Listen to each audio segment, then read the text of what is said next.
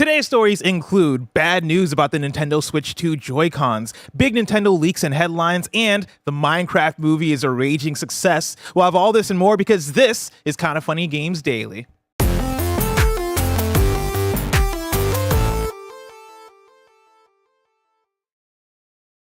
Yo, what's up? Welcome to Kinda Funny Games Daily for Monday, April 7th, 2025. I'm one of your hosts, Blessing, at AOA Jr. Joining me is the force that is Gary Witta. Hello.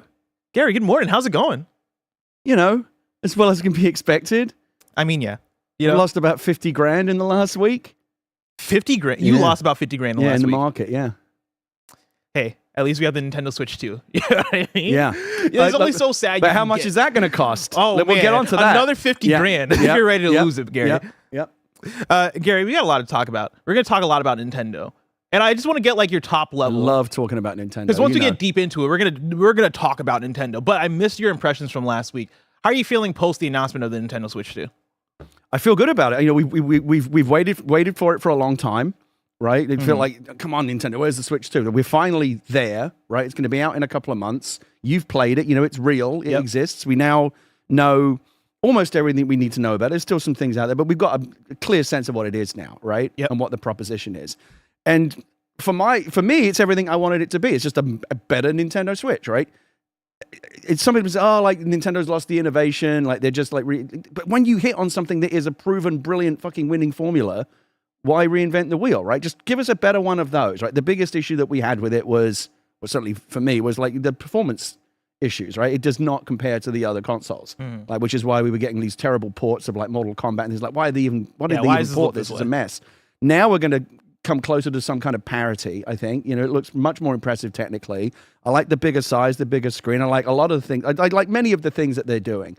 Obviously, there are things to nitpick at for sure. We talked about some of it last time I was on the show, and we'll get into it again today, I'm sure. But for the most part, can't wait. I can't wait. I already have my order in, right? I can't wait to get one. I'm excited to have it. It's the thing of there's good news and bad news, right? And like I was just telling you, it's always the way with Nintendo. They give with one hand and they take away with the other. Right before the show, I was telling you about how I was at the event last week in New York, and for people that were at the event, it was tough to like look online and see the details coming out as they were coming out. You're saying all that stuff was happening as you were hands-on with the system. Yes, as we're hands-on with the thing. So like I'm playing the Nintendo Switch 2, and honestly at the event, I'm having the time of my life. I'm like, man, this slate of games looks great. Man, I love playing on the Nintendo Switch 2 handheld. I think it feels better. I like the bigger screen. I was telling you that I think the LCD screen looks great, despite because that was my thing, right? No LED. Yeah, don't love no that. LED. Right, but it what still I'm hearing good. is that it's at least comparable. It's in the ballpark. It's not going to feel like you've taken a big step back. And you will still get your OLED screen. You'll get your upgrade down the road. Exactly. But so I know you've talked about it a lot, but you haven't talked about it with me. That's the important part. The first time you like pick up a new piece of hardware or try it for the first time and you actually have it. Yeah. What was your immediate kind of first impression of it? It feels like a better Switch. Right. You know, I think the big thing, me and Tim kind of talked about this, and like Tim helped me kind of confirm why I felt this way. Of it feels like a more premium Switch, and I think Tim helped settle it in a way of, it's the Joy-Cons, right? It's those magnets. The Joy-Cons are so strapped into that thing. That click-on thing. So is it like when it clicks on, do you get a little, Yeah, a little bit. Yeah, I do get a little like, oh, that's satisfying. I don't like, the part that's not satisfying is clicking them off, because they kind of just plop off. Right? Like you press a button and then the magnet deactivates. You don't get that. You don't get the feel of like when something magnetizes, you feel it. When it demagnetizes, you don't. Yeah, exactly. Right. And so like when it plops off, I'm like, okay, cool. But so much better than those fiddly rails that we used to have, right? I used to really have to like pull. There were times when it would feel like it would get stuck, and you're like, and you have to like pull. Am I going to break this thing? That to me is like, that alone is a big. Because also with the Switch, you're constantly, because in my house at least, you do switch back and forth between the use cases a lot, right? Like sometimes it's docked, sometimes you want to take we play a lot of party games with the family in the house, and you all want your Joy-Con, so you have to snap them off the off the base unit, and that is sometimes a hassle. But that magnetizing, you press those buttons and the magnets are strong enough that there's no danger you could actually like not break it off, you know what I mean? Like detach it during play. No, you're not going to detach this thing. Like the worst you can do is like if you are either a child or an idiot if you try to like if you really try break to it your off. strength, can you defeat the magnet? You'll probably break your Switch if I'm being honest. Okay. But like again, that's going to take a lot of strength. Right. Okay. So that's good. because these We love magnets that. are really strong. We love that. We're going to talk a lot more about the Joy-Cons because remember, this is Kind of Funny Games Daily. Each and every weekday, we run you through the nerdy news you need to know about live on YouTube, Twitch, and podcast services around the globe. If you love what we do, support us with the Kind of Funny membership on Patreon, YouTube, and now Spotify and Apple Podcasts to get all of our shows ad-free, watch us record them live, and get a daily exclusive show. For a chance to be a part of the show, submit your thoughts and opinions as YouTube Super Chats as we go. Housekeeping for you.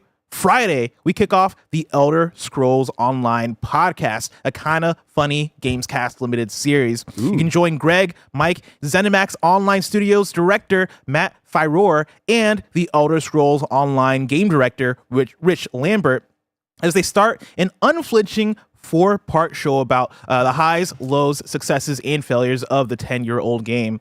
Greg calls it the deepest dive of his career, and it all kicks off Friday as your normal Gamescast, as well as the Elder Scrolls Online YouTube. We'll never get this level of depth from the developers, so don't miss out if you want to know how games really get made and keep going. Barrett Courtney. As someone who directed the Kind of Funny Elder Scrolls podcast crossover, and is not someone who is really into Elder Scrolls Online, these are fascinating episodes, so definitely check them out. I was engaged the entire time. Yeah, I've not seen the episodes. I'm very excited to check these out. For me, as somebody who's not even into Elder Scrolls Online like that, I do love when Greg and Mike get in their interview bag, get in their journalist bag, and so very much looking forward to this. Remember, we're an 11-person business, all about live talk shows. Today, after KFGD, you're going to get Gamescast, which is our Blueprints review featuring Jason Schreier. Over the weekend, let me tell you, I played so much Blueprints. Blueprints, right? I mean, we knew it was coming, but with the reactions I'm seeing this morning is like, holy shit, Paris is saying Game of the Year. Rebecca Valentine was very effusive about it. You're saying this is suddenly like a contender. I'm saving my impressions for a Gamescast, but what I'll say is that the most upsetting part of this review for me is that I didn't finish the game because I was not smart enough to get there, sadly. Like, that's my problem. I can't do puzzles. I'm 16 hours in. I played a lot of this video game. Also, Barrett, I think played this game or played through it, right? Barrett texted me when he beat this game and I was very jealous. Yeah. Yes. We're going to talk all about it, but like, I played so much of this game. I tried to beat it, and literally, I was like, "All right, cool. I gotta beat it sometime." That's what I love about games, right? When they first showed this as part of I think they showed it as part of a showcase of other games, right? And it was just one of the other games that was in there. It wasn't necessarily one that stood out as like, "Oh, that looks special," right? So I'm sure some people did, but it wasn't like a game that was generating a lot of buzz out of that showcase. Now people have got their hands on it. It's like you never know where the next like amazing game is coming from, right? Yes, and I'm very excited to talk about it. Jason Schreier, to spoil a little bit of the review. I ran into Jason Schreier at the Nintendo event, and we talked a little bit about Blueprints. When I asked him, how many hours of Blueprints have you played? He told me he played over 100 hours. And so we're going to have a lot to talk about. I'm excited about it. Yeah, and it's coming, and it's out this week, right? Game Pass. Out this week. Yeah, we're going to have to try it. And Gary, you say you're not a puzzle guy. I'm not. I enjoy puzzles, but like the puzzle-focused genre of video games, I don't really gravitate towards. Okay. And I really clicked with this one. I think the way it kind of onboards you and tells you kind of what to look for in its language of the game is very well done for someone. So you didn't encounter any puzzles where like you felt frustrated or fuck this. Or whatever? There's definitely frustration. There's definitely but I think the way it again, we'll save this for the Gamescast, but there's always something specifically, to do. Gary, there's always something to pick apart. If you've lost a thread somewhere, you have like other threads to kind of like go off and so you can't get and the you don't necessarily hit like a dead end or anything. No, yeah, and the roguelike nature of it, just in and of itself, is just really fun and addicting. I'm excited. Yeah, there's gonna be a lot to say. Leah about this game. loves puzzle games, so I think the two of us together will probably enjoy playing it. And this is what I'll say, right? Because Blueprints, and I should specify the name of this game is Blueprints. Blue as in the color, right? And then Prince as in the king's son, right? Which is also a double entendre for Blueprints. We'll get into that during the thing. But this is a game that I'm sure plenty of people listening to the show have no idea what it is, or maybe haven't even heard of it. This is one of the rare Gamescasts where it is, all right, we're headlining it with an indie game review, which usually do just bad numbers for us in terms of views. This is one to listen to. That's what I love about gaming. It's like, it's like anything can come out of the, pun intended, anything can come out of the blue. And just at any time, like I said, who saw this coming? Who was predicting, like, oh, this is going to be a game? This is going to be a game. Barrett Courtney with the fantasy draft. Well, fair play to or Barrett. fantasy draft. Yeah. After Gamescast is going to be the Kind of Funny podcast. Then the stream is more of that Pokemon Nuzlocke. If you're a Kind of Funny member, today's Greg Ways from Mike and Chris Anka. Thank you to our Patreon producers, Anatoly Ast, Delaney Twining, Carl Jacobs, and Omega Buster. Today we're brought to you by BetterHelp, but we'll tell you about that later. For now, let's begin with what is, and forever will be, the Roper Report. It's time for some news. We have 8 stories today. A baker's dozen. And Gary, the first half of the show is going to be all about Nintendo with our first, I think, 4 news stories. Let's start off with story number 1. Nintendo confirms Switch 2 Joy-Cons won't feature Hall effect sticks. This is Jordan Midler at Video Games Chronicle. Nintendo Switch 2 Joy-Cons won't feature Hall effect analog sticks, the company has confirmed. The long-rumored feature, which would mark a significant upgrade on the original Joy-Cons, won't be included in the launch models of the console. Hall effects sticks, named after U.S. physicist Edwin Hall, use magnets and electrical conductors to measure the position of the stick, which make them effectively immune from drift, an issue that has affected many original Switch owners. When asked by Nintendo Life about the new Joy-Cons and their components, Nintendo confirmed that Hall effect sticks would be missing. Quote, well, the Joy-Con 2's controllers have been designed from the ground up, said Nate Bildorf, a senior vice president of product development and publishing. They're not Hall effect sticks, but hey, they feel really good, end quote. I don't know why I added hey. He didn't say hey. He said, but they feel really good. He added, quote, I like both the Joy-Cons and the Pro Controller, but that Pro Controller, for some reason, the first time I grabbed it, I was like, this feels like a GameCube controller. I was a GameCube guy. Something about it felt so similar, it felt so familiar, but the stick on that especially, end quote. Nintendo has claimed Switch 2's new Joy-Con analog sticks will be more durable than on Switch 1 when asked about the potential stick drift issues. Now, Gary, how deep are you into the well of Hall effect sticks and the conversations about them? I know a little bit about it. I have a Hall effect stick. I bought an 8-bit dough Hall effect stick recently, and part of the reason why I got one is like Hall effect. It's very buzzy right now. It's so hot right now. Hall effect. Yeah. Everyone's talking about Hall effect. So I should try it out and see what the deal is. The thing with Hall effects, as far as I can tell, is it's not that you're going to pick it up immediately and go, oh, this is so much more responsive. It's that they're much less likely to shit the bed a year from now, right? Which has been a problem with Joy-Cons. It's been a problem with PlayStation. Yeah, even the DualSense. Right, the DualSense has got the drift, but particularly on the Joy-Con side, right? Nintendo had to implement like a system, right, for you to have them replaced and fixed, and it was a problem. So obviously, we don't know yet what proprietary or whatever solution Nintendo have come up with for the new ones, but they obviously know it's something that they don't want this to happen again, right? And so time will tell, and you won't know right away. If there are issues with these sticks, these are stories that we're going to be hearing about, 3 months, 6 months, a year from now, right? Because again, it's not going to be an instant thing. So I'd be interested to know why they didn't choose it. It feels like like I said, Hall effect is so buzzy for them to be able to and Hall effect sticks. Like a lot of people that don't necessarily know what that is just go like, oh, I've heard of that. Those are good, right? Like it's just another selling point. But I can either it's too expensive. I don't know how much. I mean, the 8-bit Dough controller I got had Hall effect sticks, wasn't any more expensive than a regular controller. So I don't necessarily think they're more expensive. But Nintendo, Nintendo going to Nintendo. That's the thing, it's the weird Nintendo decisions. We talk about this all the time. It may well be that the solution they've come up with is better than Hall effect or as good as. We don't know yet. We're gonna take a minute. All we know right now is that hey, Hall effect sticks are having a moment, right? It's a buzzy term. Like, even if you don't understand necessarily what it is, you just know that they're good and people like them, and they have advantages over other sticks in terms of durability over the long term, which is an issue for Switch. So a lot of people might have said, durability solution. Nintendo had a durability problem. Why not bring those two things together? And they've chosen not to do that, as they often choose not to do many things that would seem to make common sense to the rest of us. We'll find out whether or not it was a good or bad decision in time. Yeah, that's the thing, is it's going to be the wait and see. And I definitely understand the frustration at this, right? It's the thing of, cool, when we were talking about stick drift, the primary offenders of stick drift, right, have been the Joy-Con ones. The Joy-Cons were notorious also for on DualSense, but much more noticeable on the Joy-Cons. Much more noticeable on the Joy-Cons. I would even go as far as to say maybe like a bit more widespread. I would venture to say that if you bought a Switch at launch, if I asked people, there would be a higher amount of people that would probably say they had some form of stick drift over people that didn't. right? It was an overall issue that people had. Very bad. So much so that like even in the VGC article, I didn't include this for the read, but they end off saying 2 significant lawsuits over Nintendo Switch Joy-Con drift were dismissed in U.S. courts last year. A year earlier, following growing noise around the issue, Nintendo announced that it would repair all Joy-Con controllers suffering from Joy-Con I'm sure drift. that cost them a lot of money. And yeah, that had to have cost them a lot of money.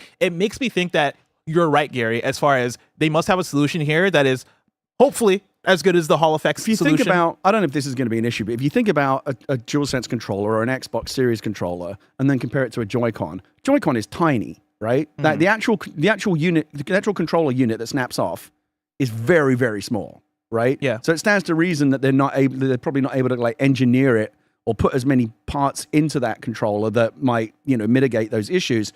Simply the fact that the new controller is bigger might mean that there's more room in there for them to engineer it a bit more, right? Maybe. I don't know. We'll see. Again, I mean, we don't they're know not right thicker. now. They're longer because Right. the Switch is longer, right? But like, yeah, maybe I don't. Again, this means speaking as somebody who's not looked at the internals of what makes a Hall Effects thing work, right? It's not any thicker. Right now, it's something for us to talk about, but we won't. But again, no one's going to know. Like, no one's going to know day one, right? Unless they fucked up these sticks so badly they start drifting on day one, which seems very unlikely. We'll see whether or not we start hearing stories about this down the road. Yeah. To bring in a couple of super chats for you, Gnuckbo writes in and says, I know the sticks are bigger. Do we know if the radius of the stick base is also larger? I would assume if the base has a larger radius, the dead zone is bigger and drift would be less drastic. Possibly. Right? Like, I wasn't there with the fucking measuring tape, so I couldn't tell you if the base is larger. But maybe that's the thing, right? I mean, in the hand, you know what it feels like to wiggle a Joy-Con thumbstick under your thumb. Does it basically feel the same? Sorry, say that one more time. I said, so when you're playing a Switch 2, you already obviously have a lot of experience of using a Joy-Con, like the thumbstick, how it feels under the thumb when you're moving it. Does it basically feel the same? It feels the same. Okay. Yeah, like slightly bigger, but even like in the ways that like the Switch 2 or the Switch 1 Joy-Con analog stick were even like kind of short, right? Like it feels like a Joy-Con analog stick. And like most of the button feel and most of like, I guess even the holding it, right? It all feels like Joy-Con ones, except for the fact that like, yeah, it is like a little bigger. My only issue with the Nintendo Switch Joy-Cons, and I think it's less of an issue on the Pro controller, but like they always, the thumbstick always just felt a little loose. You know, Yeah. and that's a taste thing. Like I wish all controllers did this. I wish you could just twist the controller, to twist the rotate the thumbstick like a volume dial to dial up and dial back, like tighten it a little bit. the resistance. You can do that on a Series X on an Elite controller. You can I think maybe you can do it on DualSense Elite or whatever it's called, Pro, DualSense Edge. Yeah, you pull off the stick and there's a little screw underneath and you can tighten it and you can make it as tight as you want it to be. And like mine are like pretty, they're pretty resistant because I just like that feel. There's less margin for error when the stick's really, really resistant. I don't know. I mean, that's for another day. But like, again, we'll see. Let's move on to the next thing. Yeah, well, I want to bring in a couple more super chats for you. Jurston7 writes in and says, never had the stick drift issue with my Joy-Cons. Then again, I never used those tiny things. I didn't either because I use a Pro controller almost all the time. But Leah plays almost entirely handheld and has like a fucking 1,000 hours in those Zelda games. And probably and is now like, I don't know how many hundreds of hours into goddamn Hello Kitty Island Adventure. Has never. I don't think she's ever had an issue with stick drift. Oh, we really? had a couple of Joy-Cons that just died, and they're just no good. But like, I've never died as in like they just stopped turning on. Yeah, but I think they were like shitty ones that I got sent. Like the fucking remember the Croods, that movie, The Croods. Yeah, they sent out like promotional joysticks for that. Were they like generic or were they Nintendo Joy-Cons? They weren't any good. I know that. We got one more from Dante the Clerk who writes in and says, Hall Effect sticks use magnetic tech. Could the strong magnets in the Joy-Con 2 controllers mess with the Hall Effect sticks? Possibly. Again, you're like, I think there are so many factors here that are at play that we just don't know because it is conversations that I'm sure Nintendo has. That's what they sent me, fucking Croods. What is this? It was a dock and those 2 sticks. That's awesome. And I was like, whatever, 2 extra Joy-Cons if we ever need them, you know? What are we doing? why are the Croods sending this stuff out? The Croods sounds like something Roger's really into. I'm sure Roger fucking loves the Croods. The Croods. Oh, dude, you haven't heard of the Croods? Is it so? Like, is it part of the Ice Age universe? Why are we even? I'm sorry I brought it up. I want to hop into the next news story. Story number 2. Unreleased Nintendo games allegedly leak online, including Ridge Racer and Retro Studios Prototype. This is Jordan Midler at Video Games Chronicle. Prototype builds for several canceled games, including a Nintendo Switch Ridge Racer title, Lego Civilization, and an unannounced game from Retro Studios have allegedly appeared online. Footage of the canceled Ridge Racer game, which is allegedly from a build from 2017, is currently circulating on social media. The game was reportedly developed by Bandai Namco Studios Singapore and was intended for the Nintendo Switch. The game was never announced and has presumably been long since canceled. Further development footage of a game prototype developed by Retro Studios titled Harmony has also appeared online. The footage shows a third-person perspective of a fairy character that can transform into different characters to solve puzzles. The build is claimed to be from 2017, however, the game itself was never announced by Retro. The unannounced game had previously been referenced by Reese Kiwi Talks Riley, a content creator who has interviewed several former Retro Studios employees. Earlier this year, Riley mentioned on Reset Era that he'd been told the project was a huge disaster and that the game was canceled after years of going nowhere. It is believed that this footage has been obtained via a Nintendo Switch development kit that was sold online. Dev kits are provided to developers by platform holders and are often heavily modified versions of retail consoles that can run in development builds. These kits can often retain information and playable builds for games long after they are canceled, and thus it is against the terms of service with platform holders that provided the dev kit to sell them on. A build of the unreleased game is now said to be circulating online, with many reporting that it is playable, though in a very basic state with temporary assets and environments. A menu screen for Lego Civilization, which, as it sounds, appears to be a Lego take on the classic strategy game, was also found on the dev kit. Those with access to these files claim they have attempted to run the Lego Civilization title, but have reported that it will instantly crash when attempting to play it. Dev builds of both Splatoon 2, ARMS, and Rhyme are also said to have been found on the dev kit. Gary, a lot here, but to whittle it down, games have leaked, right? Dev kit builds of games have leaked. These games are Ridge Racer, Lego Civilization, and a game from Retro Studios. How do you feel about that? And so did you say that these are games that we all know to have been cancelled, or games that may still actually be coming out? I mean, presumably you would think that they've been canceled because these seem to be old builds, but I don't think there's no confirmation. So we do not know. I'll be honest with you, this doesn't interest me a whole lot, especially if the games are still coming out, then maybe it's an unofficial. I mean, I don't like it when things leak. I just it's not, I don't think it's good for the game. I don't think it's good for the creators. It bums them out. We see these kind of things all the time. Lego Civilization was the first time I perked up. That sounds cool. That sounds really make interesting. That game. What's going on there? That sounds like a fun mashup. I mean, that could be like, Babies for a Civilization in the way that I look at Civilization, I'm like, I don't know anything. I hear people talk about how they played as Gandhi and took over the world. I'm like, I don't know what any of this means. They're intense games. Like, you got to really dig in and learn the systems, and they're not for anybody. And you imagine if you're going to make a Lego version of Civilization, that's going to be a very pared down, mainstream, approachable version of what that is. Plus, it can teach kids about history. It could be cool.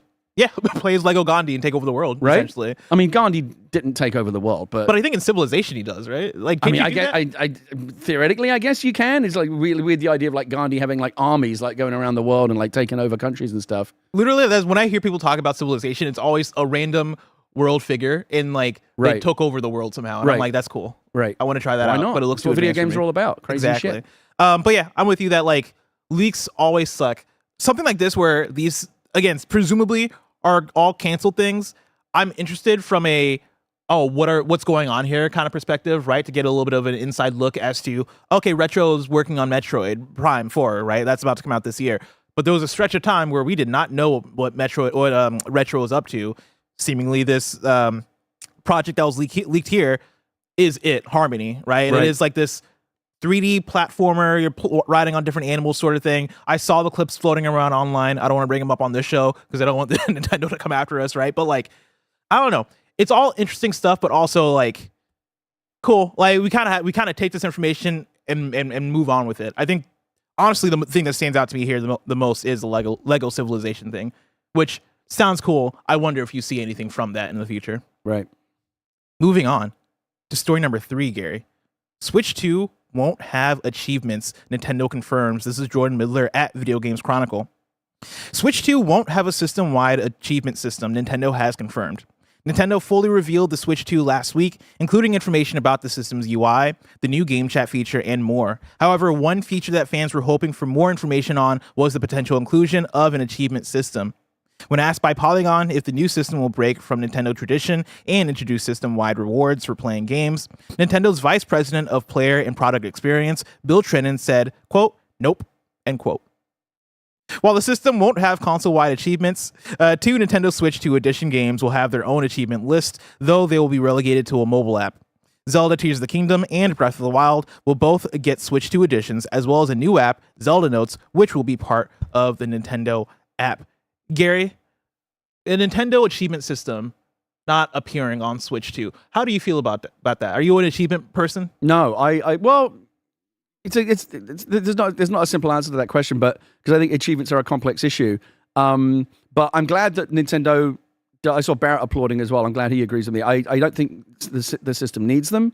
I'm glad to see Nintendo, as usual, saying like we don't feel the need to jump onto the same bandwagon as everyone else. Right? And Xbox introduced this concept, right? Yeah. Sony then copied it with trophies. Steam copied it with their achievements, and many games now have their own inbuilt achievement systems, right? It's funny, it's interesting. I thought a lot about this because I actually sat a couple of years ago at a game developers conference. I sat at DICE. I sat on a round table of other game developers and people that are into this kind of shit talking about achievements. Are they good? Are they bad? Are they a net positive? I think it's like anything else. It's how you use them. I have played games where I really wanted to get the achievements because they were structured and designed in an interesting way. But a lot of achievements are not well designed. They just amount to kind of busy work. It's like anytime you're going like, I don't really want to be doing this, but I want the trophy or I want the achievement, you failed, right? It should add to the fun, not just like become another fucking grind, right? And so there are good ways to implement achievements and bad ways to implement achievements. And I think Nintendo's attitude is they've looked at the balance of it and thought, you know what? No. And again, I'm glad. The games themselves, I wasn't playing games in the 80s and 90s going like, this is fun, but I feel like there's something missing. Like this would be more interesting if they gave me like 10 bullshit points for like collecting every fucking backpack in the game or whatever. Like, and so there's only 2 other games that I've ever platinumed on PlayStation. And again, because I found the achievements fun to do. But people like Greg fucking baffle me. You know, they'll literally go out and play games that are shit. Amen, brother. Only because the achievements are good. For what? For some bullshit points that don't mean anything? To be fair, Greg's healed now. I don't think he's done that in years. At least he's not talked about it. Oh, I think he has. You think he's doing it on the low? I was giving him shit for wasting his time playing some shitty game just because he wanted, I heard this is an easy plat. Oh, he has a child. He barely has the time to play games he wants to play. I don't think he's spending time, any free time doing that anymore. I think me and Janet might have bullied him a little bit too much on PS. No. Don't. It was the right amount. It was the right amount. It was the thing where, what was the game? Was it, it was the notorious one was fucking the Last Airbender game on 360, really? where you could literally just like stand in a fucking corner and just rack up achievements. There was the mayonnaise game. Wasn't there like a Mr. Mayonnaise or My Name is Mayo or something? My Name is Mayo. My Name is Mayo. Where you just like you hit Mayo and that's it. But you know, I think Greg platinumed fucking Bluey, which is a game for 5-year-olds. Oh no, but he loves Bluey. That's genuine. I love Bluey as well, but the game is not a game that like grown-ups that you're going to get a lot of satisfaction from playing. Barrett, was the game called ZJ's Balls? Like there was a ZJ the Ball. ZJ the Ball. ZJ's Balls. ZJ the Ball, which was like a Christian like series of games that they just put out. I think, and there were so many of them. This was his last bout of like. This was his last bout, and I think this was where me and Janet were like, "What the fuck are you doing with your life?" Was that a Flappy Bird type of game? Not even. Oh, actually, I forget exactly what the gameplay was. And this is like achievements, like anything, can be good or bad. You ever see the movie Shane? Alan Ladd Jr. says a gun is only as good or as bad as the man who wears it. Wow, that's right. It made you think there. See philosophy. That's deep. Yeah, it's deep, and it applies here as well. They can be implemented in a way that is a lot of fun, but more often than not, they just amount to busy work and having the gamer waste their time doing stuff that isn't a lot of fun just because for whatever reason they want that gamer score or they want that platinum. And it's just not. I don't get any. Some people get, I guess, an endorphin hit off of hitting the platinum or whatever. I really don't. Like the satisfaction should be in itself, in the gameplay, in knowing that you finish the game or whatever, you beat the final boss. Like getting some arbitrary number of points for doing like, again, just run around and find every fucking hidden thing. This is where I stand, is that not every game needs achievements. I think some games could use them in the way that we're talking about. When they're designed around it, a game like Spider-Man, for example. Spider-Man is so good about its achievements. That's one of the only 2 games I've ever platinumed. And you're finding all the backpacks? Yeah. I actually enjoyed doing that because it was well designed. There were a couple that drive me crazy. Oh, sorry, 3 games I've done. And I'll tell you this, even as much as I liked doing the achievements, there was at least one in each one where I'm like, fuck this achievement. But then you're like, the sunk cost is like, shit, I've got 99 out of 100 achievements. Like, you can't, at that point, you're like, even I'm going, fuck, I've got to get the last one. But I'm not enjoying doing it. Yeah. Right? And how is that good for games? And that's my thing with Nintendo, is that I think Nintendo games, quite a few of them, I think, could benefit from. I think a Mario game is probably like good. You're going down a rabbit hole now. No. I think Mario games typically, I think, are good contenders for it. But at the same time, Nintendo is so much about play and so much about like your own experience with it that you don't need achievements to come through and be like, okay, now I have this additional thing to chase. Here's the thing. So Microsoft, and I'm going to assume Sony as well, because there are no exceptions, mandate now that your game must have achievements and must have trophies, right? And beyond that, I don't know what the rules are in terms of how they must be. Like, I don't know if either of those companies have rules about you can't have achievement that's just this, or you can't make players do that, or whatever. Like, because we want to keep them as fun as possible. My sense is that Nintendo, which again, I have a love-hate relationship with Nintendo. They give with one hand and take away with the other, and I love them one minute and pulling my hair out the next.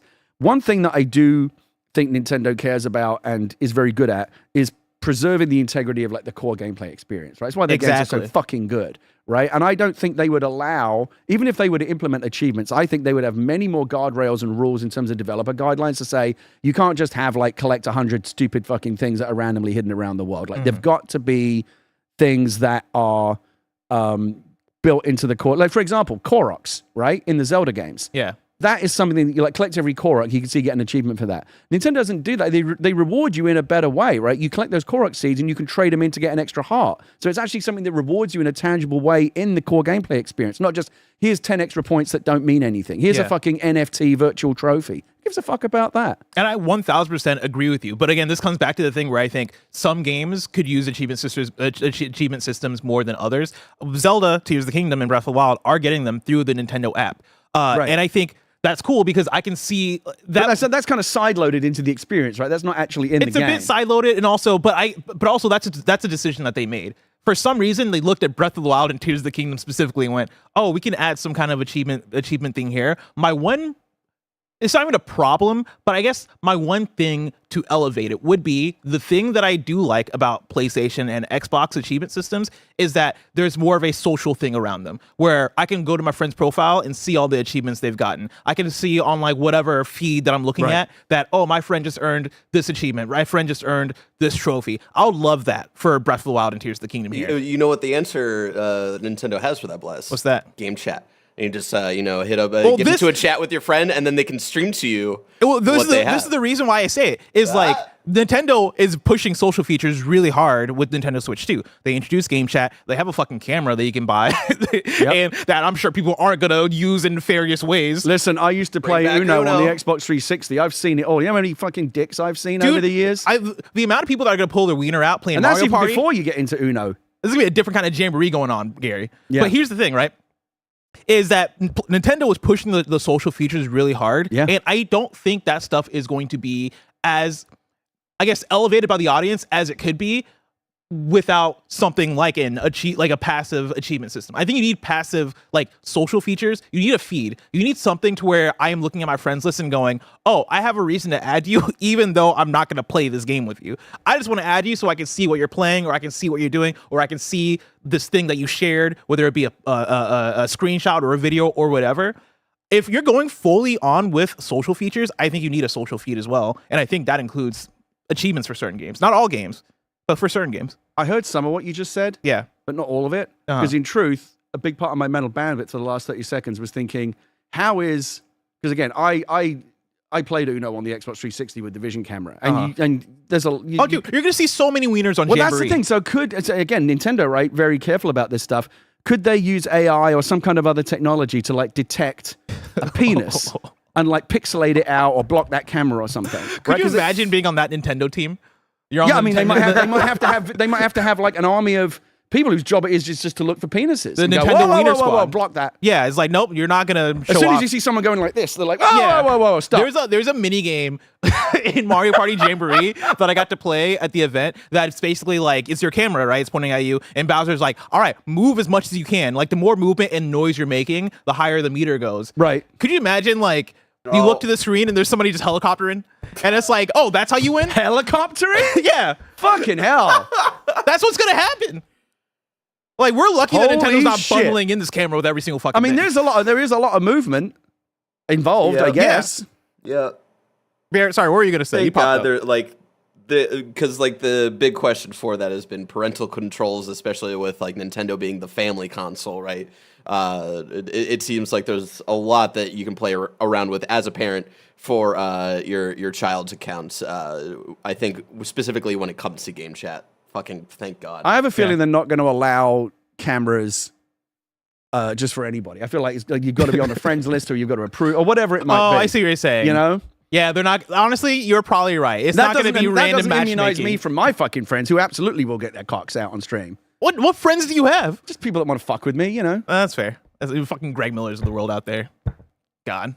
Let's move on to story number 4. Another Nintendo news story. Welcome Tour costs $10. This is Wesley Yinpool at IGN. Woo! IGN can now confirm that Nintendo Switch 2 Welcome Tour costs $9.99 and is a digital-only product.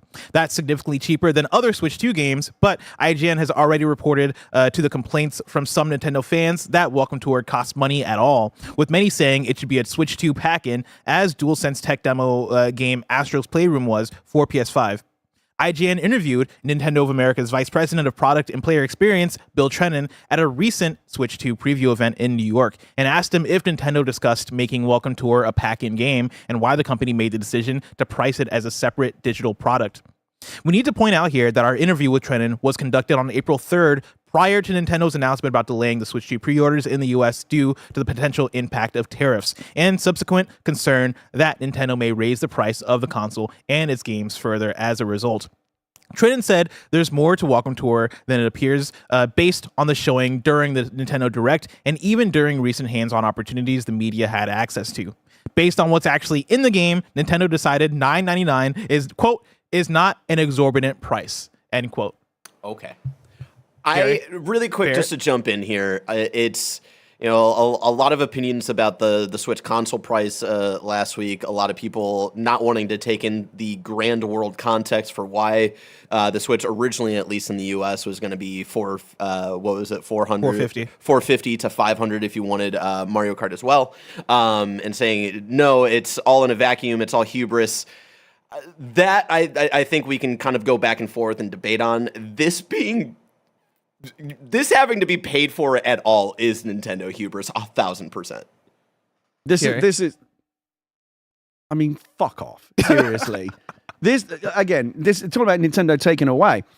This is so fucking stupid. Okay, I'll concede a couple of things. $10 is not an exorbitant amount of money, right?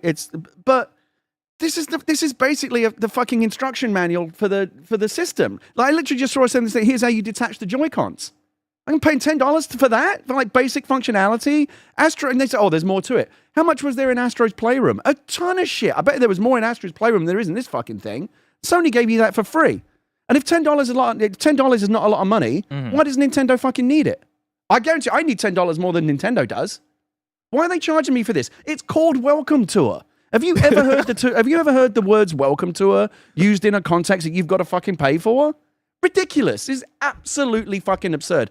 I think that if Nintendo, like, whatever they're going to make from selling this, they're losing more in goodwill because this is so stupid. This is literally insulting. I'm insulted by this, and anyone who is should be, because it's so fucking clearly in the category of something that should be given away for free with the system. Astro's Playroom did way more than this. It was actually there was real gameplay in there and a celebration of Sony history and all this fucking great stuff. And they gave it to you for free. And Sony's one of the more avaricious companies out there. What the fuck is this?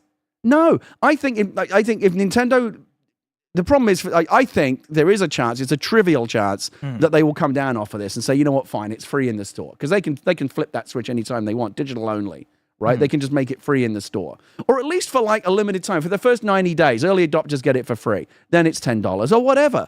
But no, out of the gate, $10 for a fucking interactive instruction manual and user guide for the system. Absolutely disgraceful. And fuck you, Nintendo, for this. I love the Nintendo Switch. I love Nintendo. I'm going to buy a Switch too, but fuck Nintendo for this because this is bullshit. Yeah. I mean, I agree with everything you guys are saying. My only devil's advocate thing is that, like, how many of us were going to play this thing anyway, right? Like, this is one of those ones where I think, again, this is actually to your point more so that you probably would have had way more people actually, like, booting this up and checking it out if you just packed it in. For $10, nobody's playing this, dude. Like, nobody's checking this thing out. And, like, I think even if you packed it in, like, I don't think there's a high percentage of people that are booting this up. This isn't I'm still going to Astrobot. fucking buy it. And I'm angry at myself. I'm still going to pay the $10. You're playing. You're not.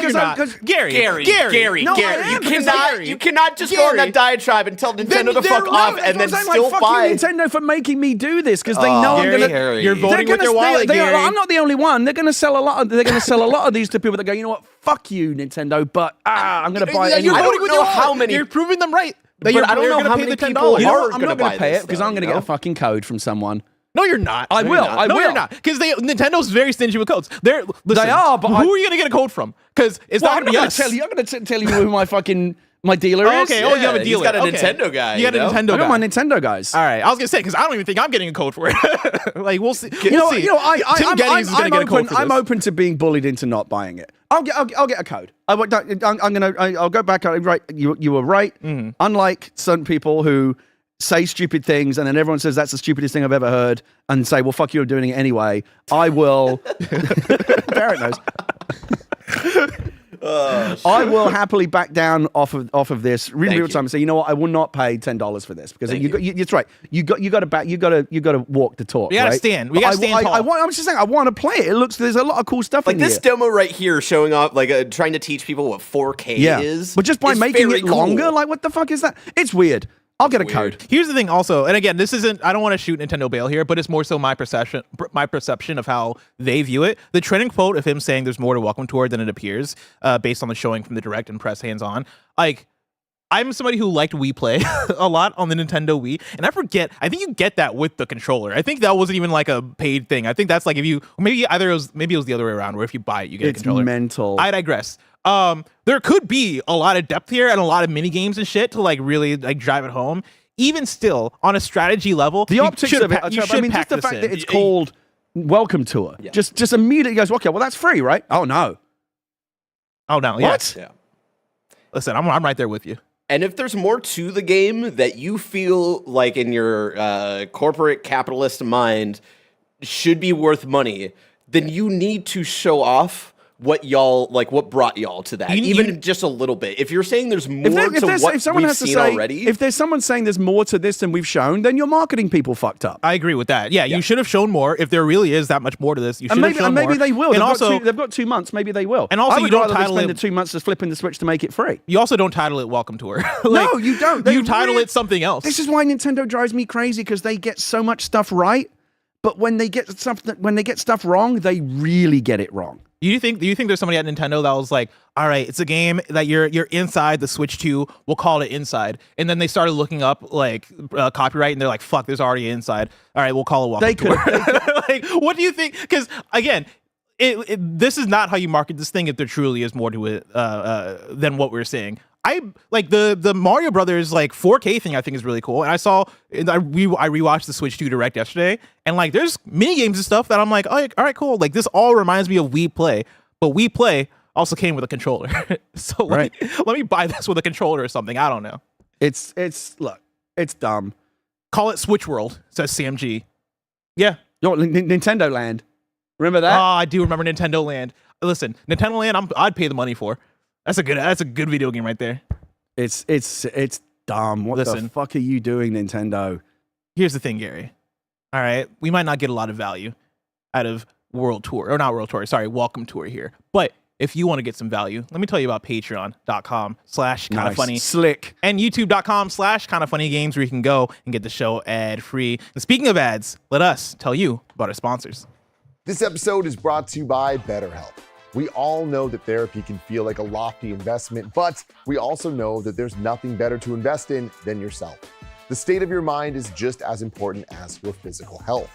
Let's talk numbers. Traditional in-person therapy can cost anywhere from $100 to $250 per session, which adds up fast. But with BetterHelp Online Therapy, you can save on average up to 50% per session. Therapy should feel accessible, not like a luxury. With BetterHelp, you pay a flat fee for weekly sessions, saving you big on cost and on time. Some of my best friends use BetterHelp and love how helpful it can be for learning positive coping skills and how to set boundaries. It empowers you to be the best version of yourself, and it isn't just for those who've experienced major trauma. If you're thinking of starting therapy, give BetterHelp a try. It's entirely online, designed to be convenient, flexible, and suited to your schedule. Your well-being is worth it. Visit betterhelp.com/kindafunny to get 10% off your first month. That's BetterHelp, HELP.com/kindafunny. BetterHelp.com/kindafunny. And we're back. Gary, I've got a better name. Yeah? You know, he said there's got to be a better name than Welcome Tour. Yeah. Remember 1-2 Switch? Yep. They should just call this one Fuck You Switch. Jesus Christ. Fuck you, pay me, Nintendo. Story. Actually, before we even get into story number 5, we got some super chats. Let's get into these. Melodic Quest writes in and says, "Remember when we got Wii Sports as a pack-in?" Yeah. I'm very fuzzy on my history, but I feel like Reggie Fils-Aimé was the one that was like making a lot of moves to pack these things in. So Well, like, long before him. I mean, when you got fucking Super Mario Brothers when you bought an NES. but I think when you're talking about like the last like decade and a half of Nintendo, I think maybe there's not somebody there that is like being like, no, like we cannot charge this. Like we need to Wii pack Sports this thing being packed in with the Wii was a massive reason why it exploded the way that it did. Yeah. Granted, I don't think Welcome Tour is going to be the reason why the Switch 2 is going to explode, right? No, like, even if it was packed in for free, it wouldn't be. But that's beside the point. Welcome Tour should come, like you should literally open up your Switch box and there be like the little like paper guide, the manual for your Switch 2, and in there just a code for Welcome Tour. Like that's what it should be. Preloaded on the fucking system. Yeah. Unbelievable. Now, let's move on to go. I'm going to get more and more angry the more I think about it. Oh, I do want to give a shout out to 2 people in the chat. Yep. One person earlier on, I don't remember the names, said Nintendo sucks. I want to thank you for that comment. You've given me a lot to think about. I'm going to spend the rest of the day unpacking that. And then someone else said about Welcome Tour, call it gay because that's what it is. I'm not going to do that because I'm not a fucking asshole. Yeah, I was going to say, I don't like that at all. Yeah, fuck don't do you. that. Don't be like that in our chat. Fuck you even more than Nintendo. Yeah. Sort by first name writes in and says, Nintendo, quote, to take the sting out of the price increase to $700, we're going to give you a Welcome Tour for free, end quote. Could you imagine? Give me a Donkey Kong Bonanza for free. Pack that in there if you're going to charge $700 for this thing. El Capitan 22 writes in and says, Nintendo themselves said in a report from The Verge that the original price for Switch 2 had nothing to do with tariffs, which I don't think we talked about that yet. It didn't. But yeah. That was the price. That was the pre-tariff price. But There's a decent chance it's going to go up by a significant amount. I mean, it was pre this tariff And then price. the fucking Asmongold's and Quarterings and all those fucking assholes, when the rubber hits the road and they realize this shit is real and shit's going to get demonstrably, noticeably, significantly more expensive if they don't back off of this stupid shit, then they're going to see. Yeah. Then they'll have a fucking cold dose of reality. So let me tell you something. Tell me something. I have an Gary. uncle who works at Nintendo. Oh, yeah. Wow. Ever since I was a kid, I've had an uncle that works at Nintendo. How old is he? Sorry, Gary. I couldn't resist. Go on. My uncle who works at Nintendo is a code name for someone. Of course. I This is don't a code name. know. You know, I don't know anything. You know a guy who knows a guy. I don't know anything, but I know people who know things. Yeah. And you know what they say? It's not what you know, it's who you know. And I know a lot of people. And one of the people that I know, my uncle who works at Nintendo, mentioned they know a lot about this shit. Yeah. And I was talking to them recently, and I said, "What do you think about this tariff thing in terms of how it might affect the pricing?" He said, "Well, my uncle doesn't think that the tariffs are going to stick around. He thinks it's so catastrophically bad, and it's so galactically stupid, and so detrimental and damaging to the global economy and the world trading order that's been around for almost 100 years that." If it's allowed to stick around, you're going to end up with a fucking global economic collapse, right? So it has to be stopped, whether it's Congress or the courts. It has to stop. It cannot stick around. These tariffs will not be around in 6 months. This is what my friend is saying. Probably in a few weeks, one way or another, because it just cannot be allowed to happen, right? It's going to destroy the fucking world. So the question is, when is that going to happen? And Nintendo is right in the barrel for this because they have a major product that relies on a global supply chain, and the prices are all baked into parts coming in from different parts of the world in the next couple of months, right? And Nintendo's fucked because they don't know what to do right now. It's like, well, are we going to have to? If the tariffs stick around, they are going to have to put the price up. Honestly, I am sorry to interrupt you, but I am kind of shocked that they are sticking with the release date of this thing. So, but right now, I guarantee you, it's a 5-alarm fire at Nintendo as they try to figure out how to navigate this. Yeah. These tariffs might be gone in a week, they might be gone in a month. They're going to be gone, but the problem is that Nintendo doesn't have that kind of time. So, Nintendo has about 2 weeks to figure out to lock in the retail pricing for this thing. If they're going to change it, they have about 2 weeks to do it, right? Because they have retailers. They have to price up. Have to put up stickers and all this. Like they can't just decide like at the last minute. Oh, it's an extra $100. Like launch day's come around. It's launch day -1. The tariffs are still here. We need to jack up the price. They don't have that luxury. The decision has to be made a lot earlier than that, right? Nintendo's unit price, what it costs them to make a Nintendo Switch 2. If you factor in the tariffs, goes up about $100, $90 to $100. And they can't eat that cost. Otherwise, they're selling these systems basically at cost or at a loss, which they obviously can't do. Yeah. So if in the next 2 weeks these tariffs have not been resolved, you're going to be paying $550 for a Nintendo Switch 2. Just something to think about. And $600 if you want Mario Kart. And $600 if you want Mario Kart World. There you have it. Emotionally prepared, plus. All the fucking right-wing MAGA gaming idiots going, oh, like, I mean, these people are literally saying, like, why do you even need money? It's just all made up. Like, that's how fucking desperate they are at this point to, like, justify this absolutely idiotic bullshit, the stupidest shit I've ever seen.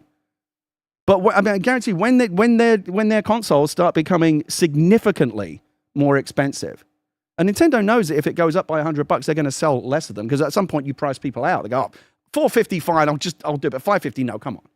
And people are going to know, right? Because most people watch the news, they know what's going on. They'll just go, oh, Nintendo just avariciously stuck an extra $100 on this. They're going to know that this is because of the tariffs. And so who do you blame? You don't blame Nintendo. Nintendo's just protecting its profit margin. I'm telling you. You know who to blame. Of course you do. You don't need to say it. Of course you know who to blame.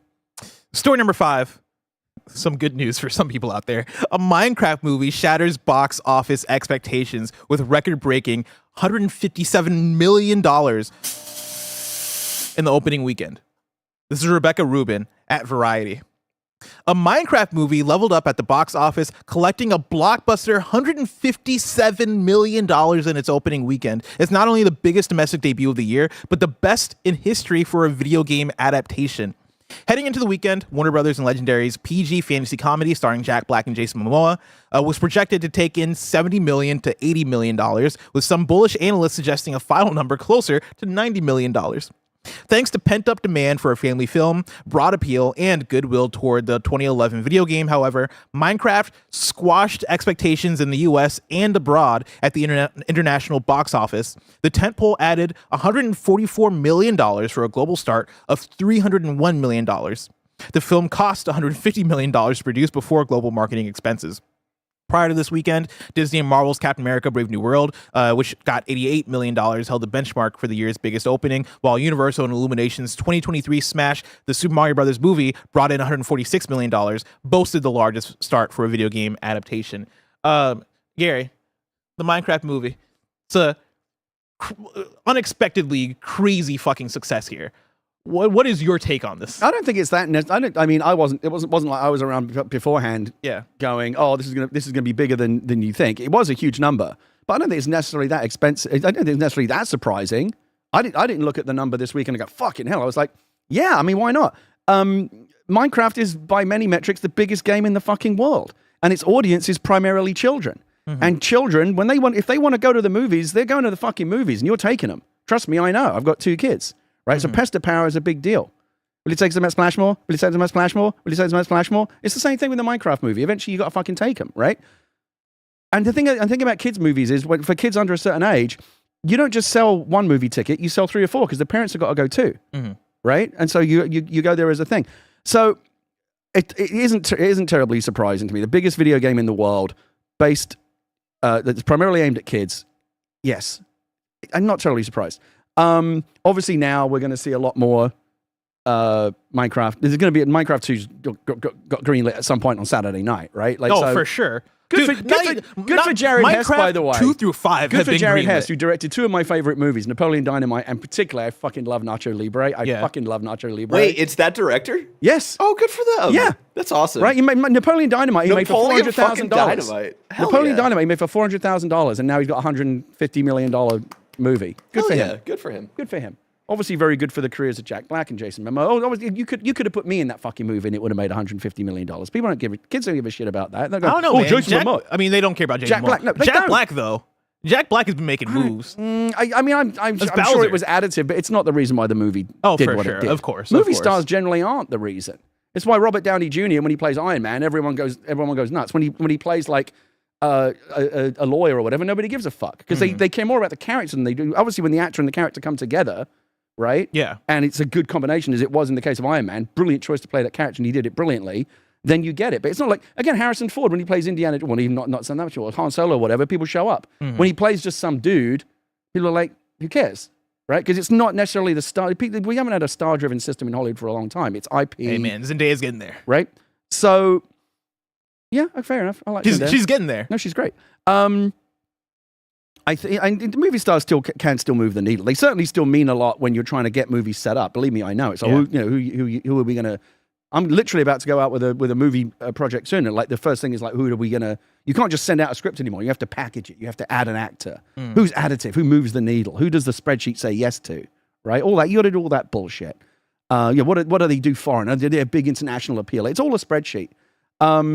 But a couple of things that I thought were interesting, the side stories out of the Minecraft movie. One I thought was the police having to be called to kick unruly kids out of a bunch of theaters. Because kids are apparently going fucking wild at this movie. Good for them. These are kids that might not otherwise ever go to a movie, right? They're going just because they love Minecraft, right? And I've seen the footage, the camera phone footage. They're throwing shit at the screen and fucking climbing over the seats and going feral. It's like every showing of this movie is like a Rocky Horror. Do you think they're not midnight socialized show. well enough because of the pandemic? Like, Say again? Do you think they're not socialized well enough? Like, they don't know how to behave in theaters because they're 100%. inside Yeah, I mean, for 5 like, years? there was I had a kid who had to do remote schooling during the pandemic, and like, there's no question that it's had a lasting effect on kids, socially, environmentally, in terms of their confidence, insecurity issues. All kinds of, we're going to be unpacking that scientifically in studies for decades. Yeah. But also, I'm also thinking about, like, remember Szechuan sauce? Yeah. Before the pandemic? Yeah, like, that was people are adults. just fucking, Yeah. People are just fucking crazy But I do think, and like, stupid. No, you're right. I think like there's something to be said about the audience that's watching Rick and Morty, and like that's not a diss. I watch Rick and Morty and fucking love Rick and Morty, but I think there's something to be said about that audience versus the children audience that's watching Minecraft. I mean, right? Rick and Morty, basically, the audience basically killed it, right? They made it uncool to be a Rick and Morty fan. Yeah. You don't want to be associated with those people. It's the same way that like video games, for example, right? Like I look at the behavior of gamers online, and every now and then I'm like, a bit more dude, excusable because you're talking about kids under 10 years old, and that's right? my thing is like we're talking about just kids in general and like how kids behave in general. So you put a bunch of kids that are the 2020, like let's say it's 10-year-olds, right? You spent from the age of 5 to 8 just inside, not going to school, not doing like just being inside. And then you put them all in a room together watching Minecraft. Of course, they're throwing their milkshakes at the theater. I don't know if you've seen any of the cell phone footage, but man, it's fucking wild. Yeah. I almost want to go. Like it's a fucking theme park. It's like just to you don't have to watch the movie, but to watch the fucking zoo in front of it, the human zoo of all these kids losing their shit. Like the police had to come and take these Gary in kids there out. with popcorn, not even watching the screen. Oh my god! Just looking around, and be like, "Yo, it's wild in here." Minecraft. Wow, this is gonna be. Yeah, I mean, we're gonna feel the ramifications of this for a long time. And also it's good for those of us who believe in that video games can make good movies. Right? I don't know if the Minecraft movie is good or not. I haven't seen it. But the fact that it made a lot of money is much more important than whether or not it was any good. Yes. If it had been a great fucking movie but made no money, it would have been very bad for people like me that are trying to do the next, who are currently working on like the next video game movie that we want to see in theaters or whatever. But it made a ton of money, and so it just helps the next one. Like this plus Super Mario Brothers, Last of Us being very successful. They've all helped. Rising tide lifts all boats, right? And so this makes it a little bit easier for the next one. I want to issue an apology to one Tim Geddes, who's right very often. Where I think I had a back and forth on the show with Tim. And Tim was talking about how video game movies are essentially like the next MCU, right? They're the next Marvel, next superhero movie. And like I kind of looked at that a bit skeptically, just because I think there is something to be said about there being a universe that is controlled by Marvel and all that shit and how that works together. But I mean, the numbers keep speaking for these video game things, right? I keep looking at all these adaptations getting greenlit. And of course, so many of these adaptations are going to fail because they greenlit, it feels like they greenlight a movie a week, a video game movie a week is what it feels like. A lot of these aren't going to do well, but I think I am discounting the amount of them that are going to actually do amazing. The fact that Minecraft is out here even lapping Mario movie, right? Like year after year, when we're in the stage right now of year after year, we're seeing records still being broken in that sense. Like I think for the time being, for right now, we got a pretty good future ahead of us as far as what the market for video game movies are going to be. That's going to tap out at some point. It's going to blow up. I think there's too many things being. And I think Minecraft is a really tricky one because again, the primary audience for it, and I know there are older, young adults and people of all ages that play Minecraft. I get that, but the primary audience, let's not kid ourselves, is children. Yeah. Right, for Minecraft. Has there already been a Five Nights movie? Yeah. Yes. Oh, okay. Yeah, and there's another one Matthew coming out. Lillard and the guy there's from another Hunger one Games. coming Yes, out. you're And right. that did quite well as well. I'm trying to think of what's left for the kids. It didn't. In this case, it didn't really matter if the movie was any good or not. Kids are. Let me tell you again. I have two. Movie. Kids are not discerning. They're not cineasts. They just want to see the shit that they want to see. They want to see Minecraft brought to life on a big screen, and whether it's like cinematically any good is irrelevant. Like they're gonna fucking show up. It seems like maybe it is pretty good. I like Jared Hess, and you look at it and go, yeah, that's kind of what you'd. No, that's Minecraft. It's a Minecraft movie. Somebody in It's got chat Jack Black. mentioned the Fortnite movie. Yeah, that's gonna be the one. That'll be huge. That's gonna be like the Avengers Endgame. Yeah. Video game movies right there. Yeah. At least for the kids. Yeah, the Fortnite, and again, my uncle who works at Epic, don't get me started into like what's going on there, but the Fortnite movie just got not that it was going to be a hard sell anyway, just got a lot easier to make. Oh yeah, right. Oh, the Fortnite Fortnite movie and Minecraft are essentially in the same category. like in the equivalent conversation of the Minecraft movie 2 just got greenlit over the weekend. The Fortnite movie definitely, if it hasn't already been greenlit, definitely is greenlit now. We're gonna see that. From the studio point of view, it's a question of whether or not Epic would actually want to do it because they really hold the keys. Honestly, it brings me back to, I mean, this is a big conversation. We got to move on, right? But like, yeah, like you have to, right? As Epic, they never made a GTA movie, which still blows my mind. Because We got Rockstar don't stories want around to, that. and that's all that matters. Yeah. But like, I mean, for companies like this, right? Like, especially right now for Fortnite, back in the day for GTA, I get it because video game movies fail a lot. Nowadays, you want to make a Fortnite, that's just money. Like, just say yes to, I feel like as a company, you're just going to say yes to money, right? Yeah. Yeah. So we'll see. Yeah. Oh, Roblox. Can movie, the Kool-Aid of course. movie actually be far behind? Wait, sorry, say again? Oh, no, it's I missed it, sorry. No. Story number 6. PAX East 2025 welcomes Kinda Funny co-founder Greg Miller as this year's Storytime speaker. This comes from a press release that entered my email this morning. Co-show organizers Reed Pop and Penny Arcade today reveal that Greg Miller, co-founder of Kinda Funny, will be the Storytime keynote speaker for PAX East 2025. Really? Kicking off the event at the Boston Convention and Exhibition Center, taking place from Thursday, May 8th through Sunday, May 11th, 2025. That devalues the fact that I've done it. I know. That was going to be the first. I used to be quite proud of that. It reads on, Greg Miller boasts nearly 2 decades in the video game industry, rising to prominence as IGN's PlayStation team editor and hosting shows like Podcast Beyond. It then goes on. But congratulations, Greg Miller. I'm sure we'll be bringing the Tim Geddes farewell tour. What is this farewell tour business about? What is that? Gary, it's a long story. It's a long story. It's just an excuse for Greg to torture Tim. Yeah. Okay. It's a game showdown thing. Basically, Greg won Stars in the Bank at the beginning of the year. He can cash in his briefcase to steal one of Tim's stars. And he keeps saying 3. I never confirmed 3, but everybody wants it to be 3, but I said 1. Okay. But yeah, he's torturing Tim over it. Got it. The farewell to Tim's stars, but people think now that it's a farewell to Tim. Keep getting questions. People keep tweeting at me like, is Tim leaving? And I'm like, no. The whole thing. Story number 7. Bungie is finally ready to show off marathon gameplay. Confirms a live stream date. This is Vicky Blake at IGN. Bungie is finally ready to show us more of its upcoming PvP extraction shooter marathon with an all-new gameplay live stream slated for this Saturday, April 12th. Last week, the developer dropped a mysterious tweet that included a bizarre 15-second video that immediately set fans sleuthing as part of an extensive alternative reality game. Players realized that within the ASCII art was a snippet of footage from the initial trailer, and if they look closely, they notice it's the runner sprinting down a hall from the trailer. Right now, Barrett has brought up the video of the trailer they released yesterday for the save the date for the actual live stream. I'm looking forward to this. I really like the look of it. I love the aesthetic of this game. It doesn't look like anything else that's out there. You know, maybe like Mirror's Edge or something, but this is like more colorful. It has this really cool kind of futuristic vibe to it. So many games these days kind of look the same. They have these muddy color palettes, or it's this very generic version of the future, futuristic aesthetic. This to me looks really fresh.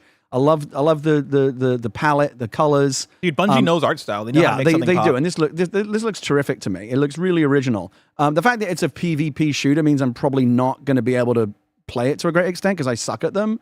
I wish there were like a PvE aspect or whatever. But this looks really good. This is high on my watch list based on just looking. I go, man, that looks fucking great. Yeah. I'm sad that they're doing this on Saturday because I would have loved to like come into work and talk about this or react to it or whatever. But I'm sure we're gonna have a lot to say next Monday after the trailer comes out. Also, did I miss a studio? Did you make a reference to the studio? Is that what I missed? Was that? Yeah, you missed it at the time. Have you? I've seen it. Because the whole thing is like they want to make the Kool-Aid movie, right? Oh yes. I've been referencing that a lot actually lately because we had this conversation the other day. I forget about what, but essentially the same idea of like. I think we're having a conversation about Astrobot because they're talking about making an Astrobot movie as well. Where, yeah, like y'all gotta go watch the studio. It's a good ass show. It's been an interesting watch for me as someone who has worked in that business for 20 years.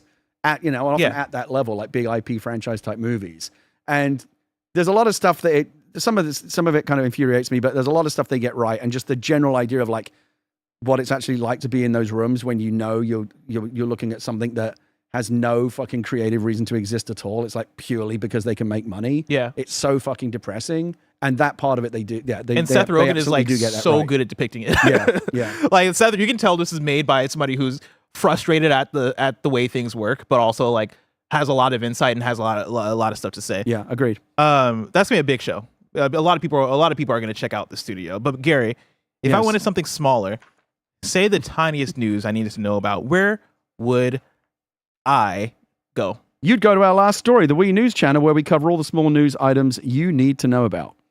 Story number 8. It is Wii News. Okami13_ By the way, this section's extra $10. Yeah, right? You got to pay. Yeah, you got to pay the money on Patreon for this one. Okami on Twitter tweeted out, indie puzzle game Blueprints debuts to a 94 on Metacritic. I'm sure this is updated by now to probably like a 92 or something, but a lot of reviews for it has come out. We're recording our review after this, but I'm seeing a lot of 9s and 10s. GameSpot gave it a 9, Noisy Pixel gave it a 10, Gaming Bible gave it a 10. What game is this? Blueprints, the one that we're talking about earlier. From the top, yeah. And of course it is coming to PS Plus Extra day 1 as well as Xbox Game Pass on April 10th. Yeah, there's a 92. Excited. Yeah, I mean, again, out of nowhere. I love it. Like it's a Balatro all over again. You saw it coming. From VGC, prototype builds for several canceled games. Oh, wait, actually, no, we covered this one in the main news. From Deadline, actually, A Quiet Place, day 1's Helmer Michael Sarnowski. Oh, yeah, Death Stranding, right? Yeah, is directing the Death Stranding movie that's coming interesting. up. And then finally, from Noble, Ubisoft is reportedly working on a turn-based tactics game in the Rainbow Six universe. According to Insider Gaming sources, the game is likely 1 or 2 years away from release. And, quote, just watch some XCOM gameplay if you want to get an idea, end quote. So cool. An XCOM Rainbow Six game is what they're working on over there. That sounds like makes sense, right, to put those things together? I think so. And that is it for Wii News. Before we get out of here, let me take one more look at the super chats. Street Shadow writes in and says, Gary, there are PvE elements from what I have heard. Oh, good. Lots of secrets and things to discover in the map. So the game is likely more PvP plus PvE combined. I believe we call that PvPvE. That's correct. Yes. Demon Hacker writes in and says, that Stardew Valley movie is going to make billions. What is? Sorry? Stardew Valley movie. Yeah, I can see that one as well. Yeah. Different audience, but yeah, huge audience. Yeah. I don't know if this is like something. Again, what I don't think Stardew Valley is necessarily a game that like a lot of kids play. Mario, what combines or what connects the ones that have made the mega money recently? Super Mario Brothers, Minecraft, and again, let's just assume Fortnite. Sonic. Sonic. Yeah. Kids. Yep. That's 1000% it. There's a conversation to be had, and this might be a Gamescast topic or something, of like ranking the franchises that like need to get movies made, right? Like what video game franchises would make are going to make the most money. More super chats for you. Average John writes in and says, "Here's my Nintendo welcome tour tax. Just wanted to say this because I don't think I've seen anyone draw the comparison. Donkey Kong Bonanza's destruction / mining reminds me a lot of Deep Rock Galactic." There you go. Okay. Jurston7 writes in and says, "Please tell me you've all seen the TikToks of the Minecraft movie. People are going crazy in theaters." Of course, we talked about that earlier. I don't know what this means. Alex Frazier writes in, this is a risky one because I don't know what this means, but I'm going to say it and hopefully don't get canceled. Okay. Alex Frazier just writes in and says, FDT. No idea what that stands for. No idea. What could that possibly stand for? I just activated a soldier, I think. Fuck those. I don't know. Think about someone's initials. FTD, the flower delivery company? That's FTD. Oh, what? FDT. I see. Fuck Donald Trump. Oh, I didn't say that. You said it. FTD. And I'll say it again. I don't give a fuck. Sort by first name writes in and says, "Oh, we already covered this. I think we covered most of the super chats here." Yeah, I think we're good on super chats. Gary, we're gonna hop in. Is super chat prices going to go up with the tariffs? Listen, I don't think. Well, we don't. That's the thing is we don't really have a set price, right? But like, if y'all just want to tariff yourself and just give us 10 extra, Roger's laughing in the background. Yeah, just use the same bullshit formula that they use. Just pull some fucking Greek letters out of your asshole and come up with a made up number, and then charge that to a bunch of fucking penguins. Chad, I'm just saying. MAGA. I don't know, but listen, all right, price of eggs, it's going up, and I like eggs a lot. And so if you want to just give a few more dollars, so I can buy my eggs. Gary, it's become a problem. Roger's dying in the background. It's become a problem where I'm looking at these eggs and I'm like, why is it $20? Why am I paying $20 for these eggs? I just want to eat. And I know part of it is a shortage. I know there's like a whole thing with the fucking birds are dying. I don't know. But like, Roger's really... You're wrong. Let's see here. Did you see, by the way, I just got to say just one thing. Did you see what they did with the tariffs, where they came up with this formula that looked like, this very complicated equation with like, Greek, alphanumeric characters, like algebraic, really. No, I heard. High. I heard. No, this is the extremely complex formula through which we came up with the tariff. So this is all solid. It's good math here. And economists looked at it and said, well, all you've done is take this and divide it by that. Yes, right? okay. But then I heard about this on my news podcast this morning. Complicated than that, because look at this letter and this letter. And they figured out that the extra letters they added to this very simple, stupid formula basically just canceled each other out. There it is. So one of those multiplies the equation by 4, and the other one divides it by 4. So they basically cancel each other out. They literally just put extra Greek letters in there to make it look more complicated than it is. But you can take those Greek letters out, and mathematically it's the same fucking formula. How fucking stupid do they think we are? I mean, we voted for them. Unbelievable. Fuck me. That is it for kindoffunny.com/you're wrong. Gary, thank you so much for joining me on this episode of Kind of Funny Games Daily. Always happy to be here. It's been a very fun especially one. with you. I used the royal we. I didn't vote for him, Chad. Let me make that very clear. Nobody in this room, I don't think, voted for him. Right, Roger? I won't ask Roger. He gave me a shrug. What do you mean shrug? Jesus. Of course, this has been Kind of Funny Games Daily. Each and every weekday, we run you through the nerdy news you need to know about live on YouTube, Twitch, and on podcast services around the globe. If you love what we do, support us with the Kind of Funny membership on Patreon or YouTube to get all of our shows ad-free. Watch us record them live and get a daily exclusive show. Enjoy the Gamescast next and the stream after, but until next time, Game Daily.